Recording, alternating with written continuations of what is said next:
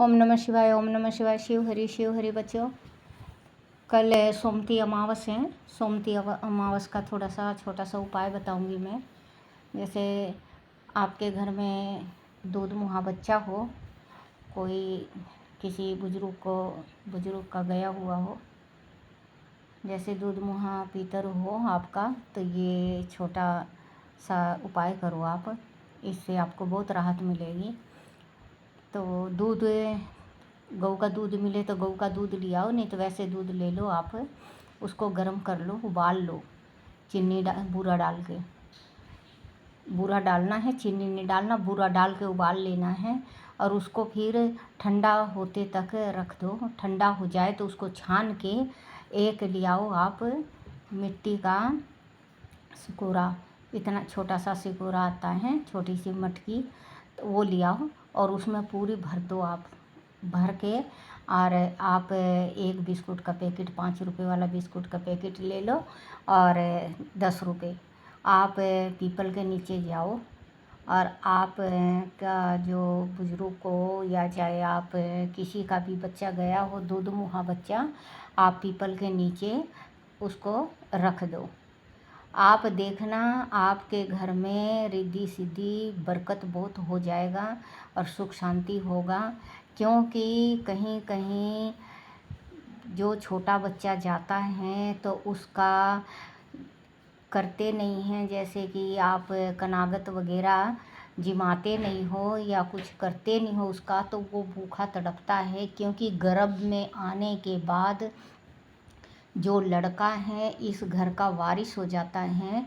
तो आप इस चीज़ छोटी छोटी बातों का ध्यान रखा करो कि वो अगर चला जाए तो इस दुनिया से, तो वो कुछ देख के नहीं जाता, तो हम भी कुछ उसको खाने पीने को नहीं देते। तो क्योंकि वो जिस टाइम जाता है ना तो भगवान की तरफ रहता है, ना संसार की तरफ, मृत्यु लोक में नहीं जाता वो रहता, ना स्वर्गलोक में जाता, वो बीच में अटक जाता है। उसको खाना पीना नहीं मिलता, उसे बहुत ज़्यादा परेशानी होती है। तो आप ये छोटा सा उपाय करोगे तो उस बच्चे को प्राप्त होगा और आपके घर में सुख संपत्ति आएगा। और एक छोटा सा और है, जैसे कि आपके घर में पैसे नहीं टिकते और आपके घर में भय हैं, डर सा लगता है आपके घर में, और आपका शरीर उचाटन सी होती है, सारी शरीर में दर्द रहता है, बेचैनी रहता है। थोड़ी देर पहले दर्द रहेगा, फिर थोड़ी देर में ठीक हो जाएगा। तो आप एक काम करना, अपने अंगूठा से लेके सिर तक कच्चा सूत को नाप लो। नापने के बाद 7 बत्ती करो, काटना नहीं है, उसी में 7 मोड़ लो, 7 दफ़े, और उसको हथेली से एक बत्ती बना लो। और हनुमान जी के मंदिर में जलाते हो तो आप चमेली का तेल से जलाना या देसी घी से जलाना है। और पीपल के नीचे जलाते हो तो आपको सरसों का तेल दीवा में भरा और उसमें बत्ती लगा के जोत जलाया है पीपल के नीचे। आपको देखना राहत मिलेगी, बेचैनी जो है वो बेचैनी हट जाएगा। जो आपके घर में पैसे नहीं टिकते, पैसे टिकने लगेंगे। आप छोटे छोटे उपाय कर के बच्चों बड़े बड़े लाभ उठा सकते हो। आप ये करके देखो, आपके घर में सुख शांति होगा। और अब की तो अमावस, सावन का सोमती अमावस पड़ा है, तो आप ज़रूर करना। आज शिव 14 से कल सोमवती अमावस है, आप ज़रूर करना। जल ज़रूर चढ़ा के आना। सोमती अमावस है कल, पितरोजी महाराज कृपा बरसाते हैं। और जल में जो होता है, जो अपने पितरों का जल अपन अर्पण करते हैं, उसमें तिल और चावल और सफ़ेद फूल और घी का जोत ज़रूर होना चाहिए। जिस टाइम पीपल पूजा करने जाओ पीपल में, ये इस चीज़ के ध्यान रखना। और आप देखना फिर आपके घर में सुख शांति हो। और ये जो कुल्हड़ी बता रखा मैंने, दूध का कुल्हड़ी, आपको 1.25 साल लगातार 1.25 साल पीपल के नीचे रख के आना है।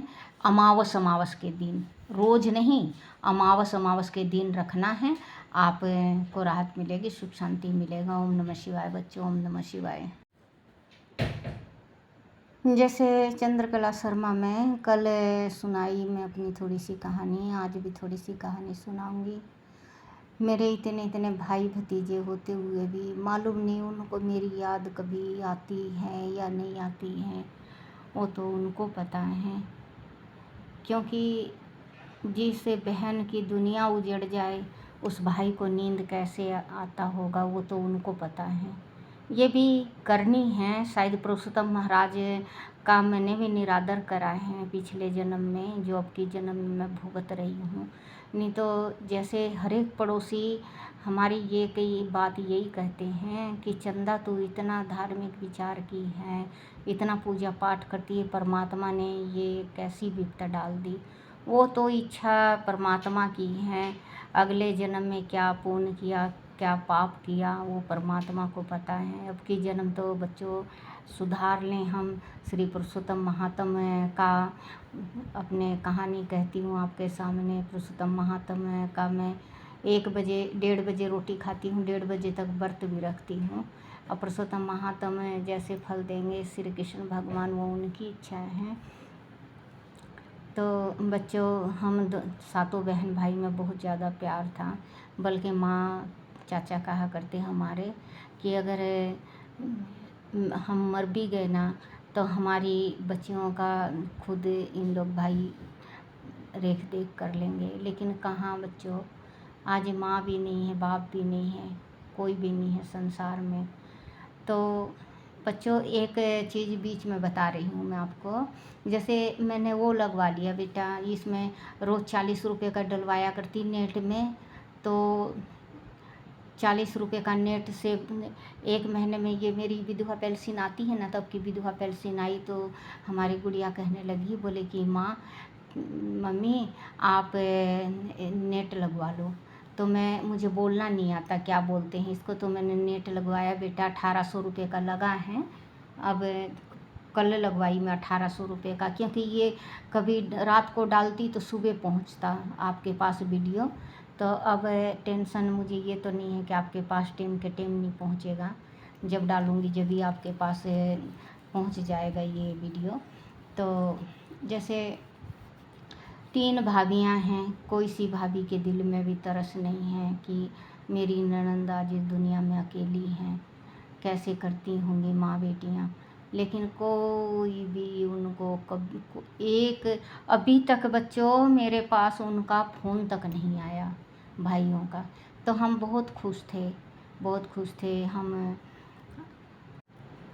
जब मेरे पिताजी कहानी कहा करते, अच्छी अच्छी कहानी कहा करते मेरे पिताजी, हम सातों बहन भाई कहानी सुना करते, कहानी सातों बहन भाई सुना करते पिताजी का। जब कहानी आज वही दिन याद आता है, काश बचपन पीछे चला जाए, बचपन आ जाए और माँ बाप की जो हम गोदी में बैठ के सुना करते कहानियाँ, वो मम्मी पापा कहानी सुनाए हमें। लेकिन वो कहते हैं ना बच्चों, वक्त किसी के साथ नहीं, वक्त तो चलने का चलता है, वक्त चलेगा, आगे भी चलता रहेगा। इस दुनिया में जो आया है उसे जाना है। आज हम हैं, मैं भी तो इसी वास्ते तड़प रही हूँ बच्चों, क्योंकि मेरी उम्र ज़्यादा हो गई है, गुड़िया हमारी 16 साल की। परमात्मा देखो, कभी कभी दिल में यही रहता है मैं छोड़ के कैसे जाऊँ। पहले तो जीने की इच्छा नहीं थी, लेकिन अब जीने की इच्छा है कि मैं गुड़िया की शादी कर पुरा के फिर जाऊँ। देखो भगवान की इच्छा हो तो उसके बिना तो पत्ता भी नहीं हिलता। परमात्मा जितना दिन ज़िंदगी दिया है जी लेंगे। और इसी वास्ते मैं आपके पास ये छोटे छोटे वीडियो डाल रही हूँ, आप देखो। और कल मेरी गुड़िया बड़ी हो जाए, बच्चे होंगे तो देखेगी वीडियो, बताएगी ये तेरी नानी थी।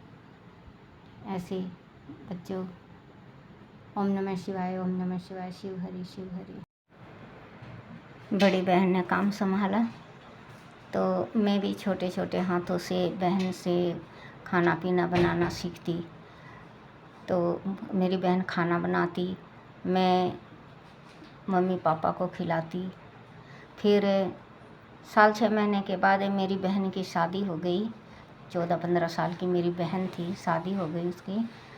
तो फिर घर का सारा काम मेरे ऊपर आ गया। माँ कहती बेटी काम सीख ले, काम औरतों का काम होता है सीखना, काम सीखो, ससुराल में नाम कमाओगे। हम काम सीखते। फिर मेरे हाथ में बागडोर आया। मैं उस टाइम 11-12 साल की थी, जिस टाइम मेरे रसोई मेरी माँ ने संभाला। फिर इसके बाद मैंने अपनी रसोई जिस टाइम संभाली तो मैं शुरू से थोड़े धार्मिक विचार की थी। तो सवेरे उठती, नहाती धोती, पहले कच्चा का मकान रहा करता, चूल्हा लीपती, चूल्हा आग जला के चाय बनाती, भोग लगाती। और फिर बच्चों 2-4 दिन तो मैं बिना नहाए उन भाई बहनों को चाय दे देती, मम्मी पापा को। माँ तो नहा लेती, पापा नहाते नहीं थे। मेरे पिताजी नहाने में थोड़े आलस करा करते। फिर इसके बाद मैं अपनी बहनों को, 2 छोटी बहन थी उनको, अपने भाइयों को, बड़े भाई थे मेरे, फिर भी बात माना करते। मेरी थोड़ी चला करती है उस घर में, क्योंकि मेरे पिताजी बहुत प्यार करा करते मेरे को। तो मैं सवेरे उठती, काम करके, आग जला के और चाय चढ़ा के उठा के कहती ब्रश करो, नहाओ धो और गीता का पाठ करो। जब तक गीता का पाठ नहीं करोगे जब तक मैं चाय नहीं दूँगी। बच्चे 1-2 दिन तो माने नहीं, 1-2 दिन के बाद मान गए। शायद ये वीडियो मेरी बहन तक भी जाएगा और सुनेंगी तो कहेंगी हाँ सही, सच कह रही थी चंदा। मैंने अपनी बहनों को आज भी ये शिक्षा दे रखा है कि गायत्री मंत्र, गायत्री का पाठ और गर्भ गीता आप पढ़ो और फिर चाय पानी लो। आज भी मेरी एक बहन तो नहीं करती, छोटी वाली हैं। हाँ, मेरे पीठ की हैं वो बहन करती हैं, गीता का पाठ भी करती हैं और गायत्री का मंत्र भी करती हैं। तो बच्चों फिर इसके बाद धीरे धीरे मेरी उम्र भी 14-15 साल की हुई तो मेरे पिताजी को टेंशन रहने लगा शादी की। तो हरियाणा से पुरोहित, ये जिस घर में मैं आई हूँ तो ये पुरोहित हैं, मित्तल परिवार के पुरोहित। तो वहाँ छत्तीसगढ़ गए। तो छत्तीसगढ़ गए उस टाइम में मेरी सास गई और ये गए थे। तो वहीं जो हमारे जजमान हैं, पहले तो हम भाभी कहा करते, जो भाभियाँ थी हमारी, मेरे पिताजी से, माँ से बात करी कि ऐसे ऐसे लड़का सही है, आप शादी कर दो और लड़की राज करेगी। तो शादी बच्चों हमारी, फिर मेरे पिताजी कहने लगे, बोले कोई बात नहीं, लड़की को देख जाओ आप। मैं गुस्सैल और हट्टी बहुत थी, जिद्दी बहुत थी मैं। कहने लगे, बोले कि जो हरियाणा से पंडितानी आई हैं, परोतनी इनकी, वो तुझे देखने आएगी। मैं कहने लगी मैं तो नहीं दिखाती, ये है वो है, मैं कहने लगी। मेरे पिताजी कहने लगे कोई बात नहीं बेटा, पसंद आने और ना आने की उनके ऊपर हैं। फिर मेरी सास जो थी वो गई देखने के वास्ते, देखते ही मुझे पसंद कर लिया। मेरी सास ने कहा कुछ तुझे खाना पीना बनाना आता है? मेरे पिताजी बोले सब कुछ आता है। बोले पहले कि जो पहले के सास ससुर जाते थे तो 2 चीज़ बनवा के देखते बहू के हाथ से, पापड़ भूनना और हलवा बनाना। 2 चीज़ अगर लड़कियों को आ गया तो पास है। बोले कि हलवा बनाना आता है? मैंने सिर से इशारा करा, मैं बोली हाँ आता है। बोले हलवा बना के दिखा। मेरी सास वहीं चूल्हा के पास बैठ गई और मैंने हलवा बनाया और गुस्सा बहुत ज़्यादा था मेरे अंदर। मैं पानी ज़्यादा डाल दी, बहुत पतला हलवा बना के घी ज़्यादा डाल रखा था। और वो कहते हैं ना संजोग जब बनता है, तो मेरी जो सास थी वो पतला ही हलवा खाया करती खुश होके। मेरी सास तो उंगलियों के साथ चटम चटम खा गई और खुश हो गई। बोले मैं तो ये ऐसा ही हलवा खाती हूँ। बोले अब पापड़ भून के दिखा। मैंने पापड़ भी भून दिया, मैं पास हो गई। अपने साल बाद मेरी शादी हुई हरियाणा में। साल बाद मेरी शादी हरियाणा में हुई इनके साथ। उस टाइम मेरी उम्र 15-16 साल की थी जिस टाइम मेरी शादी हुई थी इनके साथ। और आगे की कहानी अब कल सुनाऊंगी, शादी कैसे हुई, कब हुई। ओम नमः शिवाय, ओम नमः शिवाय। शिव हरि बच्चों।